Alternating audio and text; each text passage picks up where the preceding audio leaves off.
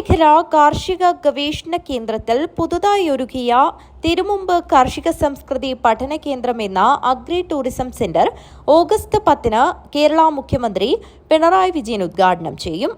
സെന്ററിൽ ചമയം ഓഡിറ്റോറിയം, വിവിധ ആധുനിക കാർഷിക യന്ത്രങ്ങളുടെ പ്രദർശനശാല, നെൽകൃഷി ഗവേഷണ പാടങ്ങൾ, എക്സിബിഷൻ ഹാൾ എന്നീ നിർമ്മിതികളും ഹരിതവനം, ഗൃഹവനം, മിയാവാക്കി നക്ഷത്രവൃക്ഷങ്ങൾ ഉൾക്കൊള്ളുന്ന ചിൽഡ്രൻസ് പാർക്ക്, സംസ്കൃതി പാർക്ക്, മുള പാർക്ക്, ചിൽഡ്രൻസ് പാർക്ക് തുടങ്ങി വൈവിധ്യമാർന്ന വിശ്രമ കേന്ദ്രങ്ങളും ഒരുക്കിയിട്ടുണ്ട്.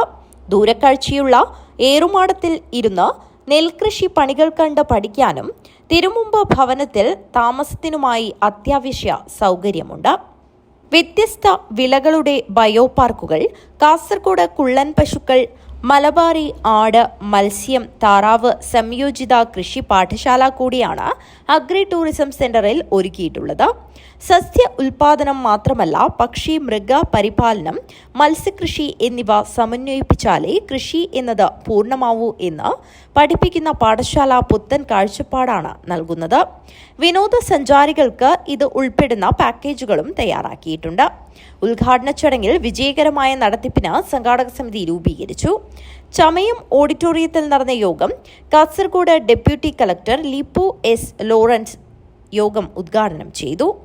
അതിലുള്ള ഓരോ വ്യക്തിയും ഏറ്റെടുക്കുന്ന ഓരോ ഏറ്റവും ചെറിയ ചുമതലയാൽ അതുപോലും നിർവഹിക്കേണ്ടത് എന്ന് അങ്ങനെ നിർവഹിക്കപ്പെടുന്നുണ്ട് എന്ന് ഉറപ്പാക്കാൻ തക്ക വിധത്തിലുള്ള സജ്ജീകരണങ്ങളാണ് നമ്മളിപ്പോൾ ആലോചിക്കേണ്ടത്. ഒരു ചൊല്ലുണ്ട്, plans are nothing but planning is everything. ശരിയായ ആസൂത്രണമാണ് യഥാർത്ഥത്തിൽ എല്ലാ കാര്യങ്ങളെയും മഹത്തായ വിജയത്തിലേക്ക് എത്തിക്കുന്നത്. മറിച്ച് ആ പദ്ധതിയല്ല, പദ്ധതിയെക്കുറിച്ചുള്ള ആസൂത്രണമാണ്. അതുകൊണ്ട് തന്നെ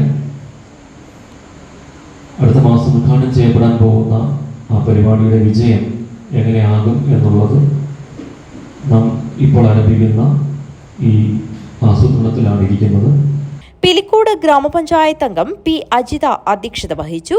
ഉത്തരമേഖല കാർഷിക ഗവേഷണ കേന്ദ്രം associate director doctor T Vanaja, administrative officer Sabu Joseph, staff secretary C V Rajesh എന്നിവർ സംസാരിച്ചു.